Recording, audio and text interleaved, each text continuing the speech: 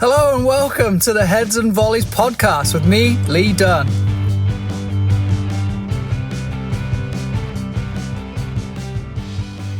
If you've listened to my podcast or read my material online for a while now, you'll know that a lot of what I preach and what I do is all around empowering players and really trying to give players as much autonomy as possible, but then also setting them up for success and not necessarily saying, here's the game, go and play it, and I'll wait for you to fail and then help you out, but really trying to give them as many answers as to how we're going to try and play consistently in the same areas of the field.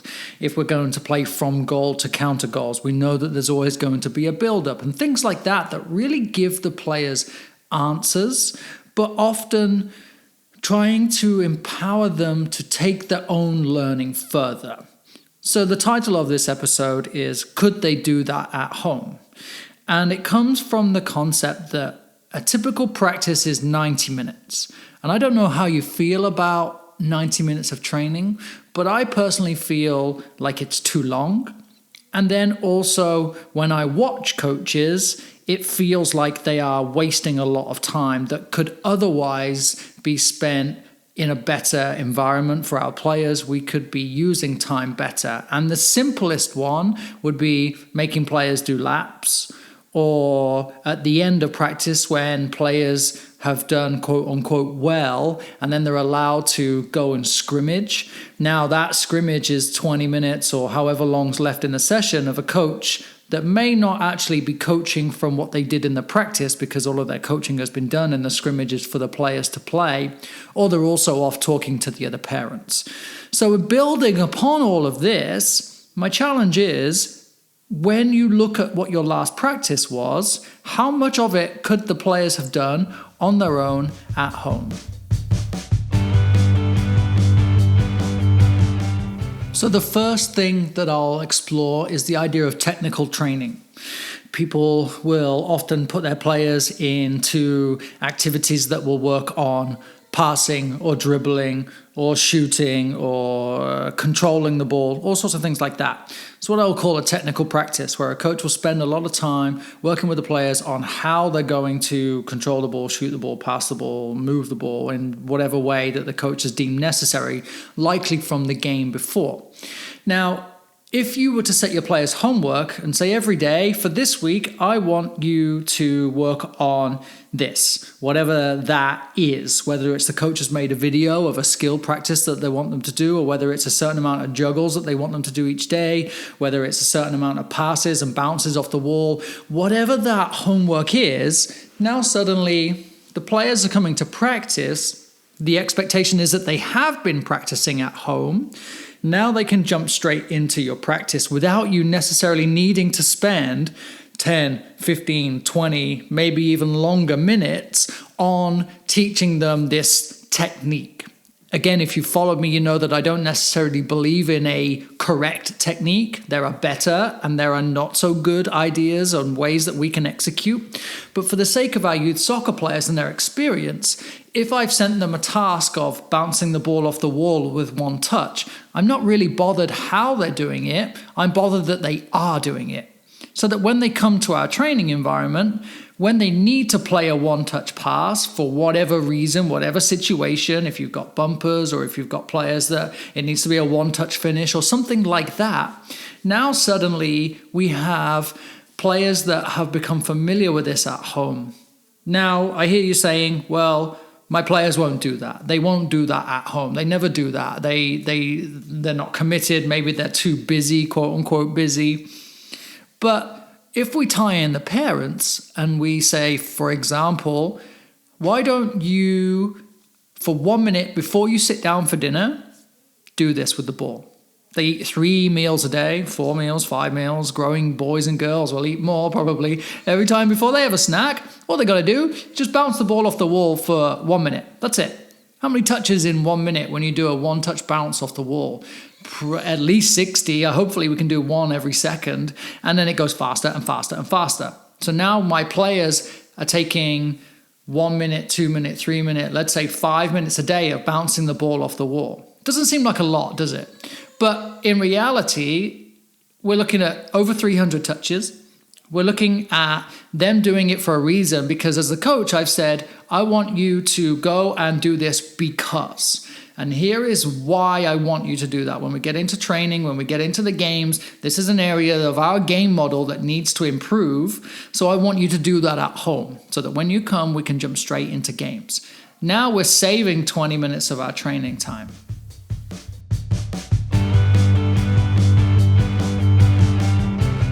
Part 2 is not necessarily something that they could do at home, though they could practice this aspect, but this would be the warm-up. If you work within a club, or if you're working within an environment where you have an organized warm-up, or you have a specific warm-up that you like your players to execute, then can they arrive 10 minutes before training? Can they arrive before training and perform the warm-up so that when it's your turn to step on the field at whatever time, your players are ready to go? They can practice this at home. They can become well-versed in performing the warm-up. They can become well-versed in stretching and understanding what their body needs, so that when they come to training, we don't spend 20 minutes waiting for them to perform the FIFA 11 plus. Or you don't disrupt other groups and waste time by having them run laps around the field. Remember a little while ago I posted a blog post about a quote that I heard where somebody said that running laps builds mental resilience.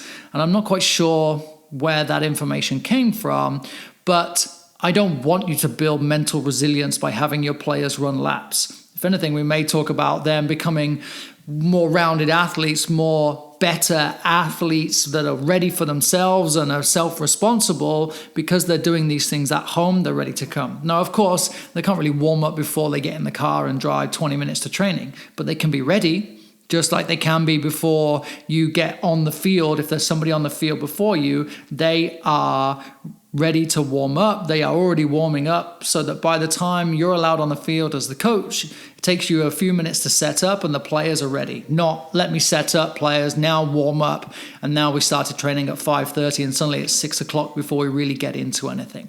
So really looking at, if you have that structure, do your players know it? Do they have it written down? Are they well versed in it so that they are ready to be warming up for themselves? And even if you don't have an organized warm-up, do you have an arrival activity? Do you have something that is important that you want them to perform instead of them kind of waiting around, or as the classic is where one kid goes in goal and then 10 of them stand there with a ball each waiting to take it in turns to shoot?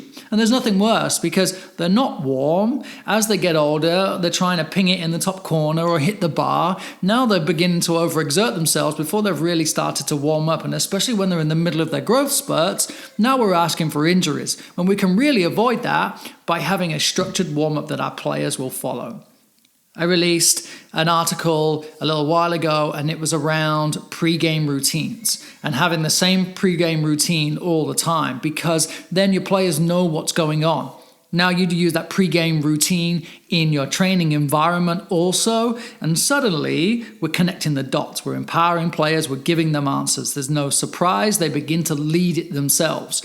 If you're somebody who believes in team captains or vying for a player to become a team captain, these are the environments where you look to develop leadership amongst your team, because they will be the ones that will organize. They will be the ones that make sure everybody's performing, make sure everybody's working at the right level of play. Because otherwise, when we go through the kind of routine and the motions of an organized warm-up, once they've done it on Monday, when they come on Tuesday to train, they're doing the same thing, and it's just not very exciting, and it's very easy to go into a simple, low-speed kind of warm-up where they're not actually getting ready and they're spending more time talking. And then part 3 is all about introducing the topics, the periodization, the concepts for what we're going to be working on, whether it's just this one session, whether it's the coming week, whether it's our next cycle, maybe it's the month, maybe it's preparation for a specific game, but really telling your players what to expect. If you use small-sided games, you'll find that over time they all begin to look very similar, or the learning curve to play them is often much quicker than every time we introduce a new quote-unquote drill with lots of cones and lots of specified movements that often actually annoys the coach more than it annoys the player, because then they're always judging players that their players aren't very clever because they're never moving in the right directions, or they're never following their pass, or whatever the deal comes with that situation. But we play small-sided games. We play a 6-goal game, we play a 4-goal game, 2-goal game, we play a halfway line game, we play an end zone, we play target men. The game is the game. There's direction. It's X amount of players versus X amount of players attacking specific goals. Again, end zones, target players, mini goals, big goal, whatever it is. The games are fairly self-explanatory. I've got another episode coming up shortly where I'm talking about the rules and the consequences that we put within our practice. But for this purpose, a small-sided game is a fairly simple situation for our players to understand. Now, I've talked a lot about using Tactical Pad, and I send that to my players as much as I can. Or I tag them on Instagram. Or I'll tell them, we did this last week, we're doing it again. We did this yesterday, we're doing it again, except here is this change, or here is that change. And they know it ahead of time. My players are old enough where they all have phones, so I'm able to connect with them on that level. But otherwise, I'm sending them the information of what we're working on. I send their parents an update saying, here is what our next cycle focus is, and what that means for them when it comes to games, or what they can talk about with their player.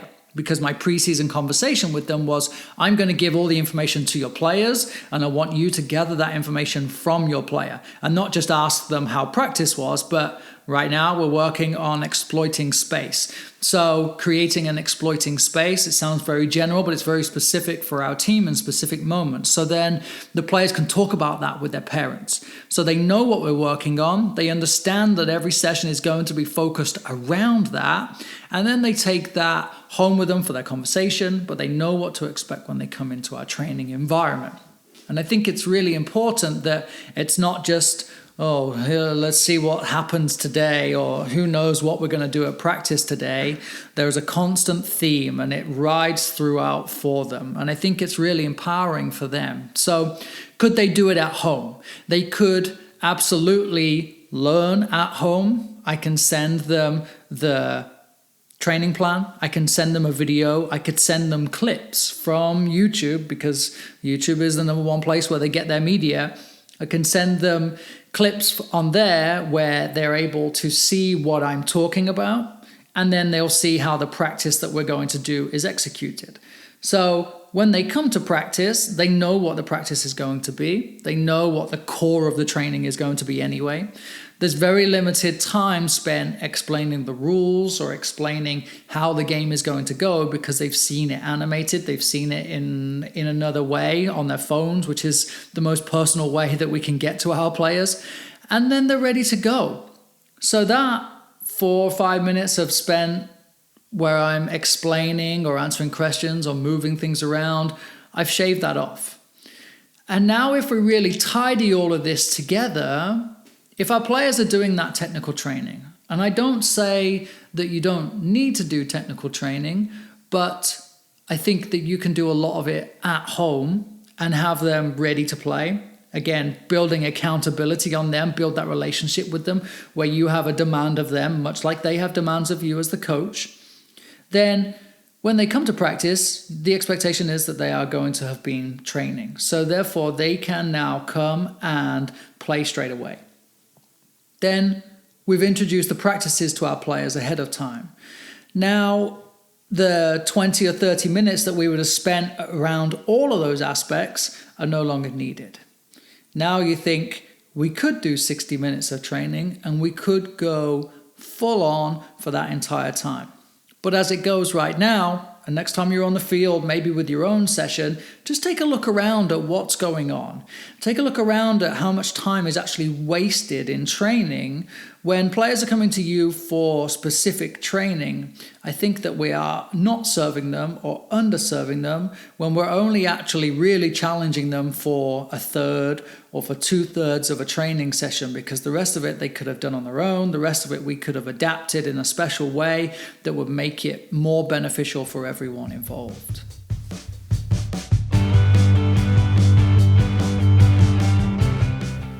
So to wrap this up, I know that number one concern will be cost. if parents are paying a certain amount of money and they've probably been promised a certain amount of practice time, we can always reformat that, or hopefully you're in an environment that can reformat that if you believe in some of the things that I've just shared here. The concept of having players training on their own is something that can involve parents. It can help them see what they've invested into, and that it's not just the 1.5 hours on a Monday and a Tuesday and a Wednesday that they're getting, but they're getting this holistic development. They're getting this player that's being challenged at home. They're being given their own opportunities to succeed or to deliver and be willing to be a part of this environment. And I think that if you believe in that, and if you're in that environment that's going to support that, I really encourage you to just think outside the box a little bit more and look at how we can really challenge our players to be better, to grow the culture of the game, to become more of a playing culture. We talk a lot about how kids don't go to the park and play anymore. They don't go and play with their friends anymore like they used to. They don't play on the street anymore. And I think that they require the structure. This is a level of structure that I am really happy with providing to our players and saying the expectation, or you've set this expectation for yourself that you're going to do this every day. And you agree with it, we're as a team, we're all going to do it, and then away we go. And I think COVID has been really good for that because of the need to shift gears and train on Zoom and to deliver homework to our players. And whilst a lot of it early on was probably busy work that was created, I know I created some busy work too, kind of felt like we were still justifying our paycheck when we weren't actually on the field. But to take away a lot of the positives, there's a new way to connect with our players and there's a new way to challenge them. So when you plan your session plans now, when you look at your practice for today or tomorrow or the session that you just did if you're driving home right now, think about how much of it the players could have done at home. Disregard the fear of trust or them actually doing it, because you'll begin to identify who those players are over time. You'll have captains in there that will become leaders. You can do all sorts of team building around this too, but really look at how much of it they could have done at home and how you could really amplify the stuff that they can't do at home in your training environment. Because the reality is, if we're spending the best part of 50% of every session teaching stuff that the players could already be doing at home, then we're really losing valuable time for the valuable stuff that's going to help them perform better in the weekends. And of course, that's what we're here for as coaches, to help them perform.